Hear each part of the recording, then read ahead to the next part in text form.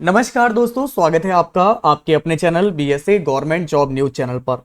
ठीक है, तो हर रोज रात 8 बजे 15 मिनट का शो चलता है। यहाँ पर ऑल इंडिया लेवल पर जो भी एग्जाम चल रहे हैं, हम जो भी आपको एग्जाम पेपर का एनालिसिस कराते हैं, तो उससे रिलेटेड टॉपिक आपके यहीं पर कंप्लीट होंगे। और हमारा जो टॉपिक अभी चल रहा है ब्रिटिश सत्ता का विकास है, जिसका एज पार्ट 2 है। अगर आप इस वीडियो को पहली बार देख रहे हैं तो मैं आपसे रिक्वेस्ट करूंगा कि प्लीज पहले आप इसका पार्ट 1 जरूर देखें। ये मॉडर्न हिस्ट्री का एक बहुत ही इंपॉर्टेंट टॉपिक है और उसके बाद आप इस वीडियो को पूरा देखिएगा। तो ये क्लास में हम लोग बहुत ही इंपॉर्टेंट क्वेश्चन डिस्कस करने वाले हैं और आने वाले जितने भी एग्जाम है सभी परीक्षाओं में यहां से आप लोगों को 100% क्वेश्चन मिलेगा। तो चलिए शुरू करते हैं आज की अपनी इस क्लास को। अगर आप चैनल पर नए हैं तो चैनल को सब्सक्राइब जरूर कीजिएगा और नोटिफिकेशन पाने के लिए बेल आइकन को प्रेस जरूर कीजिएगा। क्लास पसंद आए लाइक करें, शेयर करें, सपोर्ट करें। आइए, पहला सवाल ये रहा आपके सामने। क्वेश्चन आपसे कह रहा है, प्लासी के युद्ध के समय कुछ सरदारों ने सिराजुद्दौला के साथ दिया, वे सरदार निम्न में से कौन थे? देखो, प्लासी का जब युद्ध हुआ था तो सिराजुद्दौला का साथ किसने दिया? मोहनलाल, राय दुर्लभ, राजवल्लभ, मीर मदान, खादिम खां। तो हमारा सही जवाब होगा एक। तो दोस्तों प्लासी युद्ध की अगर हम बात करेंगे, एक तो साथ दिया था यहाँ पर, इनका नाम क्या है? यहाँ पर नाम देख सकते हो, मोहनलाल है। और दूसरे व्यक्ति थे आपके मीर मदान। तो जिस बच्चे का आंसर आ रहा है फर्स्ट एंड फोर्थ बिल्कुल राइट है। तो एक व्यक्ति थे मोहनलाल और एक थे मीर मदान। इन दोनों व्यक्तियों ने सिराजुद्दौला का साथ दिया था। और गद्दार तो आपको पता है इसमें कौन था। कमेंट करके बताना कि सिराजुद्दौला का गद्दार सेनापति का नाम क्या है। लाल कोठरी यानी कि ब्लैक होल की घटना, जिसमें 146 में से करीब 123 लोग एक छोटी कोठरी में बंद कर दिए जाने के कारण मर गए थे, ये कहां घटी थी? तो दोस्तों ब्लैक होल यानी कि काल कोठरी की घटना, ब्लैक होल की घटना जिसमें 146 में से करीब 123 लोग एक छोटी सी कोठरी में बंद कर दिए जाने के कारण जो है मर गए थे। और ये आपकी कहां घटी थी? कलकत्ता में। अगर बेटा आपका आंसर आ रहा है ऑप्शन डी आ रहा है कलकत्ता, तो बिल्कुल राइट है। अगला सवाल आपकी स्क्रीन पर आपके सामने है। प्लासी के युद्ध के बाद भारत के लिए शाश्वत दुख की काली रात का आरंभ हुआ, यह किस बांग्ला कवि का कथन है? चलिए बताइए, ए, बी, सी या फिर डी। जिसका भी आंसर आ रहा है नवीन चंद्र सेन, बिल्कुल राइट है। आगे बढ़ते हैं। किस इतिहासकार ने, साथियों सभी लोग यहां पर ध्यान से देखिए, बहुत ही इंपॉर्टेंट क्वेश्चन है। किस इतिहासकार ने 1765 ईस्वी से 1772 ईस्वी तक कंपनी के राज्य को, द्वैध शासन के काल को डाकुओं का राज्य की संज्ञा दी? जदुनाथ सरकार, के एम पडिक्कर, ताराचंद या फिर इनमें से कोई नहीं? अगर आपने चूज किया है ऑप्शन बी के एम पडिक्कर, बिल्कुल राइट है। के एम पडिक्कर एक इतिहासकार रहे हैं जिन्होंने 1765 से 1712 ईस्वी तक कंपनी के राज्य को, द्वैध शासन के काल को डाकुओं का राज्य की संज्ञा दी है। ठीक है, चलिए आगे बढ़ते हैं। सुरक्षा प्रकोष्ठ नीति यानी कि रिंग फेंस पॉलिसी, तो रिंग फेंस पॉलिसी संबंधित है वॉरेन हेस्टिंगस से, Lord Dalhousie, Henry Lawrence, Hastings. तो हमारा सही जवाब क्या हो जाएगा? Warren Hastings. क्लियर है? सुरक्षा प्रकोष्ठ नीति, सुरक्षा प्रकोष्ठ नीति रिंग फेंस पॉलिसी हमारे वॉरेन हेस्टिंगस से संबंधित है। क्या आप दोस्तों जानते हो, अगर मैं आपसे पूछूं इलाहाबाद की संधि 1765 ईस्वी के बाद रॉबर्ट क्लाइव ने मुर्शिदाबाद का उप दीवान किसे बनाया था? इलाहाबाद की संधि के बाद जो कि 1765 में हुई थी, रॉबर्ट क्लाइव ने मुर्शिदाबाद का उप दीवान किसे बनाया? सही जवाब होगा मोहम्मद रजा खान को। जिसका भी आंसर ए आ रहा है बिल्कुल राइट है। सभी लोग वीडियो को लाइक जरूर करेंगे, अपनी क्लास को शेयर करते रहिए। अगर आप चाहते हो कि ऐसे ही मैं टॉपिक वाइज जीके कंप्लीट कराता रहूं तो चैनल को सब्सक्राइब कर लीजिएगा और नोटिफिकेशन पाने के लिए बेल आइकन को प्रेस जरूर कीजिएगा। अगला है, निम्नलिखित में से किस भारतीय को रॉबर्ट क्लाइव ने बिहार का नायब दीवान नियुक्त किया? ए, बी, सी, डी। तो अगर आपका आंसर आ रहा है ऑप्शन डी राजा सिताब राय, बिल्कुल सही है। नेक्स्ट देखिए, रणजीत सिंह ने सुप्रसिद्ध कोहिनूर हीरा जो है दोस्तों प्राप्त किया था कहां से? क्या आप जानते हो रणजीत सिंह ने कोहिनूर हीरा जो है कहां से प्राप्त किया था? तो यह प्राप्त किया था शाहसूजा से। जिसका भी आंसर आ रहा है शाहसूजा, बिल्कुल राइट है। ब्रिटिश जर्नल जिसने हैदर अली को पोल्टा नोवा के युद्ध में हराया था, यह कौन है? बताइए। ब्रिटिश जर्नल जिसने हैदर अली को पोल्टा नोवा के युद्ध में हराया, यह था सर आयरकूट। जिसका आंसर आ रहा है सर आयरकूट, बिल्कुल राइट है। महाराजा रणजीत सिंह के उत्तराधिकारी थे कौन? तो महाराजा रणजीत सिंह के उत्तराधिकारी थे, तो सही जवाब होगा खड़क सिंह के उत्तराधिकारी थे। महाराजा रणजीत सिंह के उत्तराधिकारी थे खड़क सिंह।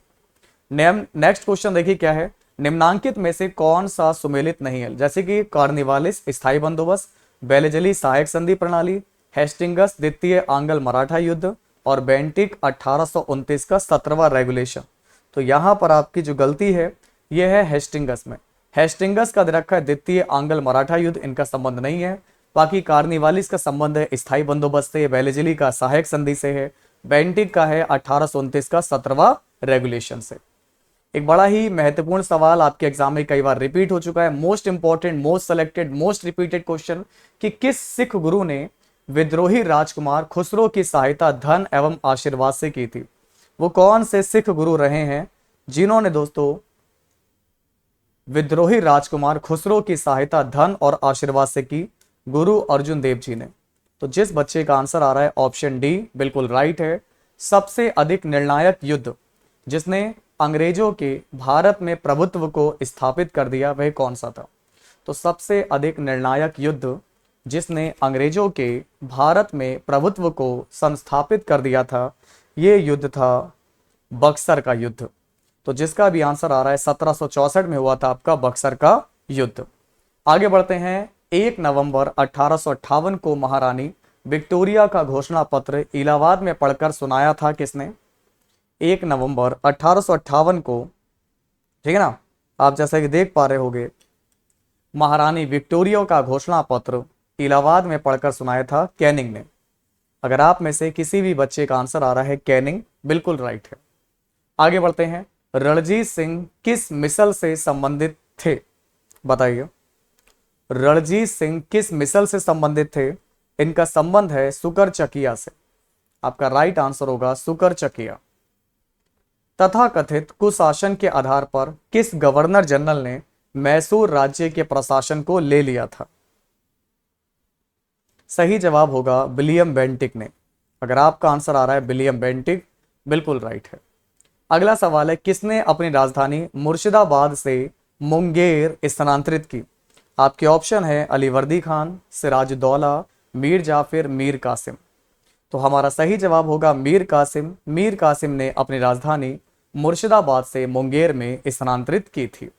आगे बढ़ते हैं दोस्तों। किसकी समाधि के कारण नंदेड़ गुरुद्वारा सिखों द्वारा पवित्र माना जाता है? किसकी समाधि के कारण नंदेड़ गुरुद्वारा सिखों के द्वारा पवित्र माना जाता है? तुम्हारा सही जवाब क्या हो जाएगा? राइट आंसर हो जाएगा गुरु गोविंद सिंह जी। जिसका भी आंसर आ रहा है गुरु गोविंद सिंह, बिल्कुल राइट है। बक्सर का युद्ध 1764 के समय दिल्ली का शासक कौन था? क्या आप जानते हो जब बक्सर का युद्ध हुआ था तो उस समय दिल्ली का शासक कौन था? तो सही जवाब होगा शाह आलम द्वितीय। तो 1764 में दिल्ली का शासक था शाह आलम द्वितीय। टीपू सुल्तान अंग्रेजों के साथ युद्ध में कब मारे गए? तो मैंने क्वेश्चन को कई बार पढ़ाया है। टीपू सुल्तान की मृत्यु हुई थी 1799 में, ठीक है ना। तो जिनका भी आंसर आ रहा है 1799, दैट्स अ परफेक्ट आंसर। दोस्तों, किसके शासनकाल में ब्लैक होल दुर्घटना घटित हुई थी? क्या आप जानते हो किसके शासनकाल में ब्लैक होल घटना घटी थी? तो अगर आपने चूज किया है सिराजुद्दौला, बिल्कुल राइट है। सही जवाब होगा सिराज उद्दौला। सिखों के अंतिम गुरु कौन थे? सिखों के अंतिम गुरु हैं गुरु गोविंद सिंह जी। क्लियर है। निम्नलिखित में से कौन सा युद्ध था जिसने भारत में ब्रिटिश प्रभुत्व का प्रारंभ किया? देखो, भारत का ब्रिटिश प्रभुत्व का जो प्रारंभ है भारत में, ये प्लासी का युद्ध है। कौन सा युद्ध था ये जिसमें भारत में ब्रिटिश प्रभुत्व का प्रारंभ हुआ? ये था 1757 का हमारा प्लासी का युद्ध। आगे बढ़ते हैं। क्या दिया गया है? डिंडीगुल नाम क्या है? ये बहुत ही इंपॉर्टेंट क्वेश्चन है, मैंने कई सारे एग्जाम में देखा भी है कि डिंडीगुल नाम क्या है। केरल में एक पक्षी विहार है, तमिलनाडु में एक नगर है, कर्नाटक का एक त्योहार है, या फिर आंध्र प्रदेश में एक तटीय नगर है। डिंडीगुल जो है तमिलनाडु में एक नगर का नाम है।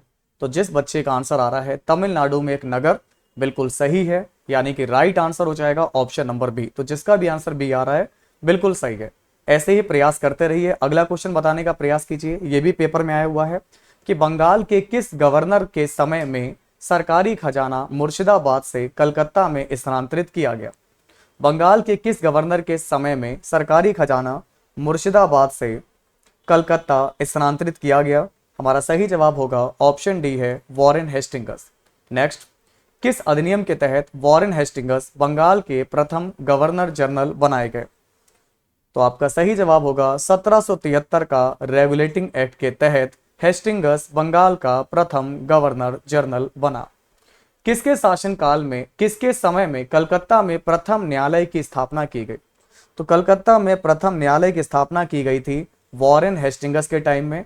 राइट आंसर हो जाएगा डी। बंगाल के किस गवर्नर जनरल के काल में पिट्स इंडिया एक्ट 1784 पारित किया गया?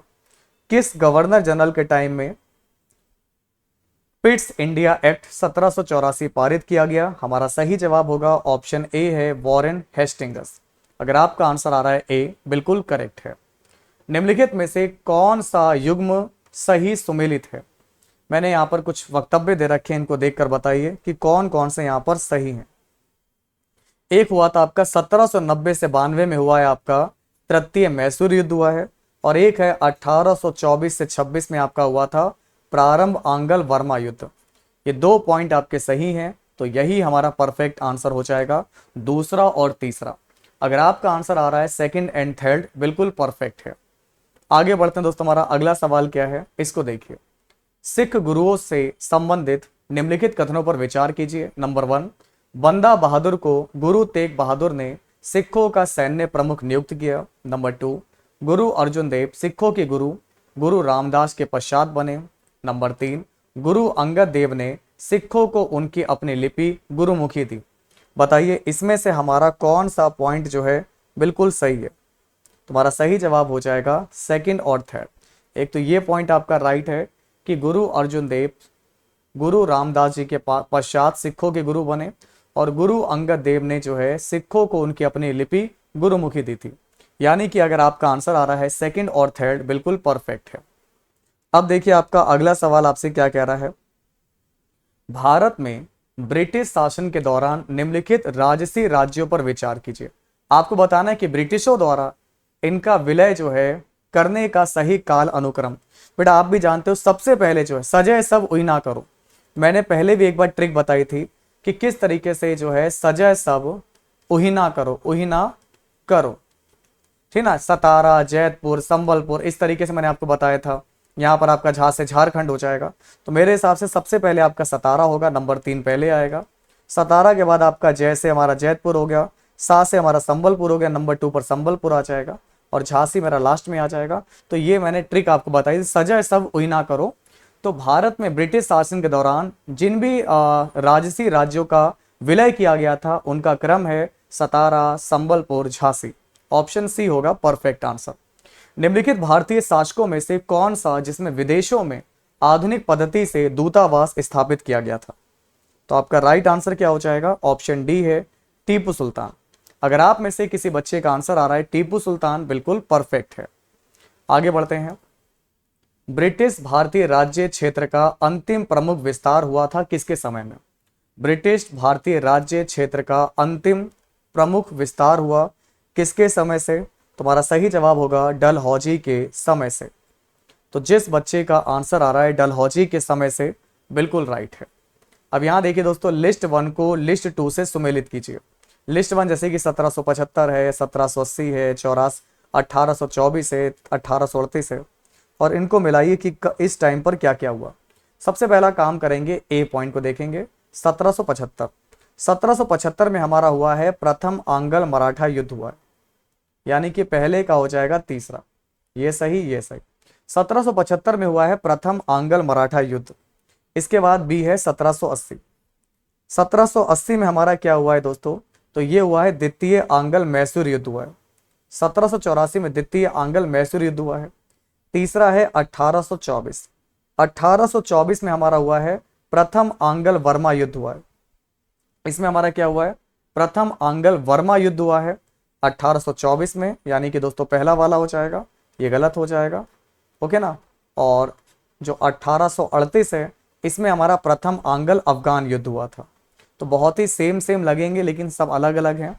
यानी कि अगर आप में से किसी का आंसर आ रहा है सी, बिल्कुल राइट है। 1775 में हमारा हुआ है प्रथम आंग्ल मराठा युद्ध, 1780 में हुआ है द्वितीय आंग्ल मैसूर युद्ध, 1824 में हुआ है प्रथम आंग्ल वर्मा युद्ध हुआ है, और उसके बाद आपका 38 में हुआ है प्रथम आंग्ल अफगान युद्ध हुआ है। क्लियर? चलिए, ठगों के दमन में निम्नलिखित में से कौन संबद्ध था? तो ठगों के दमन से संबंधित कौन है? तो ये है कर्नल स्लीमैन। जिनका भी आंसर आ रहा है कर्नल स्लीमैन, बिल्कुल राइट है। अब लिस्ट 1 को लिस्ट 2 से मिलाइए, जैसे कि बहादुर शाह, फर्रुखसियार, मोहम्मद शाह, बहादुर शाह द्वितीय। इधर रखा है शाह ए बेखबर, मुगल वंश का घृणित कायर, रंगीला रे रंगीला जफर। तो यहाँ पर इन लोगों के उपनाम दे रखे हैं, आपको बताना है क्या है। जैसे बहादुर शाह प्रथम को कहा जाता है शाह ए बेखबर, तो पहले का पहला हो जाएगा शाह ए बेखबर। फर्रुखसियार को बोला जाता है मुगल वंश का घृणित कायर, फर्रुखसियार कायर कहा जाता है। मोहम्मद शाह की अगर हम बात करेंगे, मोहम्मद शाह को रंगीला कहा जाता है, और बहादुर शाह द्वितीय जो इनको जफर के नाम से जाना जाता है। ये सारी इनकी उपाधियां हैं। तो जिसका भी आंसर आ रहा है ऑप्शन नंबर ए आ रहा है, बिल्कुल राइट है। हमारा सही जवाब क्या हो जाएगा? परफेक्ट आंसर हो जाएगा ऑप्शन नंबर ए। क्लियर है? अब देखिए आपका अगला सवाल क्या है। 1707 ईस्वी में औरंगजेब की मृत्यु के बाद मोहम्मद मुअज्जम किस नाम से मुगल राज सिंहासन पर बैठा? बता दोस्तों, यहाँ पर क्या नाम है? मोहम्मद मुअज्जम। मोहम्मद मुअज्जम किस नाम से मुगल राज सिंहासन पर बैठा? तो हमारा सही जवाब हो जाएगा बहादुर शाह प्रथम।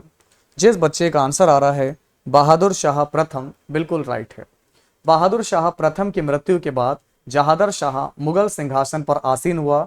वह किसकी सहायता से सम्राट बना? तो ये किसकी सहायता से सम्राट बना था? जुल्फिकार खान के सहायता से। अगर आपका आंसर आ रहा है जुल्फिकार खान, बिल्कुल सही है। आगे बढ़ते हैं। फर्रुखसियार किसके संयोग से मुगल बादशाह बना? फर्रुखसियार किसके संयोग से मुगल बादशाह बना था? तो सही जवाब होगा सैयद बंधु की वजह से। और हम लोग फाइनल क्वेश्चन की ओर आगे बढ़ रहे हैं, और आपका सवाल यह है कि नृप निर्माता यानी कि किंग मेकर, नृप निर्माता किंग मेकर के रूप में किन्हें जाना जाता है? तो नृप निर्माता के रूप में जाना जाता है सैयद बंधु को। क्लियर है? तो आज मैंने बहुत ही इंपॉर्टेंट क्वेश्चन डिस्कस किए। मैं बहुत कम क्वेश्चन लाता हूं लेकिन यूनिक लाता हूं, जिन्हें एग्जाम में सबसे ज्यादा बार रिपीट किया जाता है। तो आज इसका पार्ट 2 था। मैं उम्मीद करता हूं कि दोस्तों आप लोगों ने इसका जो है पार्ट 1 जो है कंप्लीट कर लिया होगा। पार्ट 1 में मैंने जो क्वेश्चन कराए उसको देख लीजिएगा, उसके बाद आप पार्ट 2 को कंप्लीट कीजिएगा। अब हमारी जो अगली क्लास होने वाली है ये पार्ट 3 में होगी, तो सभी लोग तैयार रहना पार्ट 3 के लिए। फिलहाल अभी की इस क्लास में इतना ही रखते हैं। नेक्स्ट टाइम मैं इसका पार्ट 3 आपको कंप्लीट कराऊंगा। तो आज के लिए इतना ही, मिलते हैं आप लोगों से आपकी अगली क्लास में। अपना ख्याल रखें, और अगर आपको पसंद आई हो तो वीडियो को लाइक कीजिएगा, अपनी क्लास को मिलकर अपने सभी दोस्तों के साथ शेयर कीजिएगा, और नए हो तो चैनल को सब्सक्राइब जरूर कीजिएगा। तो मिलते हैं दोस्तों, तब तक के लिए नमस्कार, जय हिंद, वंदे मातरम।